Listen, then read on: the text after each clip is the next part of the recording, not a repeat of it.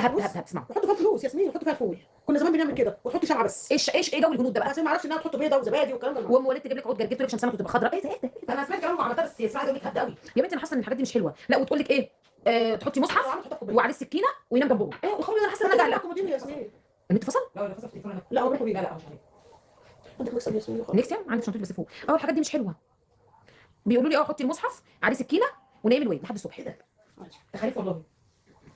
لا الحاجات دي انا مش عارفه يا ماما، انا مش عايزه اعمل كده يا امي. ينفع يعني انا مش عايزه، يعني انا عايزه اعمل السبوع بس مش عايزه والله يا ياسمين. مش عايزه اعمل التبييته دي. الحمد والله. وانت برضه لسه من شويه بتقولي لي عشان الواد يبطل حزق لم من 7 محمدات 7 محمدات 7 جنيه وتروح تدوم للحداد يعمل حزام. هبدا هبدا ياخد 80 قرش. هبدا يعني انا الف على 7 محمدات، كل محمد اخد منه جنيه واروح عند الحداد ادوم له ويديني حته حديد اعلقها في الواد عشان ما يحزقش.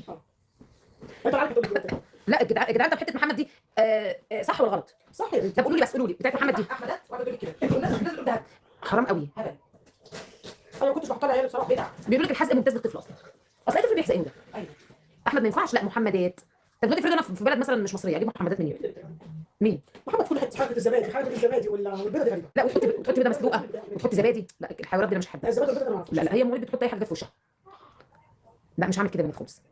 ايوه مفيش ولا الكلام ده. والله لا بقى. لا ده انا بحس ان انا جاهله قوي. وايه بقى بيقولوا لي لازم تشغلي شمعه وتطفي الواحد. ايه جو الهنود ده؟ ايه شمعه ونقعد قدامها؟ لازم تعملي 7 حلقات وترش الملح.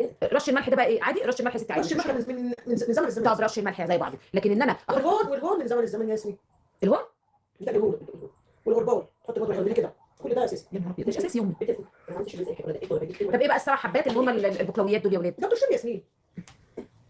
قاعدين بقى بيقنعوني الكلام ده. بيقولوا لك يا حاجه فاطمه الهون برضه مش حلو. يا رب ربنا يكبر ويبقى قدنا مش غلط. لا يكبر ويبقى قدنا دي حلوه. يا رب ربنا يكبر ويبقى قدنا. فيلم الحفيد كنا عاملين كده يا جماعه. احنا كده عايشين فيلم الحفيد. الطفل ايه يتولد وحياته مكتوبه عند الله من قبل ما يكون على ورقه شجره. بقول لك يا ميمي ده مواليد لازم تحط جرجير. هتحط الهدى ورد بيعطس. قالت لي الورده 25 مش هجيب. الورد 25 جنيه مش هجيب. رحت حطيت الهدى عود جرجير. حطيت الجرجير 5 جنيه هجيب. 5 جنيه جرجير. يا كانت حطيت ورده حتى الشيك. قالت لي 25 جنيه وممكن اجيب. بس احنا نعمل عقيقه على الاقل احنا فاهمين في اللحمه رز وصلصه وناكل ونشبع. لكن جو ورد وشمع والهنود بس العقيقه كانت فلاحه مستويه. ان شاء الله مستويه باذن الله. ايه اسالك نقول لك يا مسلم ولا يا مسلم؟ مسلم عشان الكبير، عشان سليم الكبير. كل وصفاتك حلوه، حبايبي تسلموا. كل حاجه حلوه منك يا خاله فاطمه. خلاص يا جماعه احنا من بكره ان شاء الله هنحط اسم الوصفات. ايش محتواك لان اول مره اشوفك. تابعيني زي ما انت شايف كده. القرنبيط لا انا ما عجبكوش. احلى وصفه هي المحشي والكفته. انا ما بعملش اصلا. طريقه فرن الثوم. ايه ده انا عمري ما عملت محشي. انا فاكر المحشي.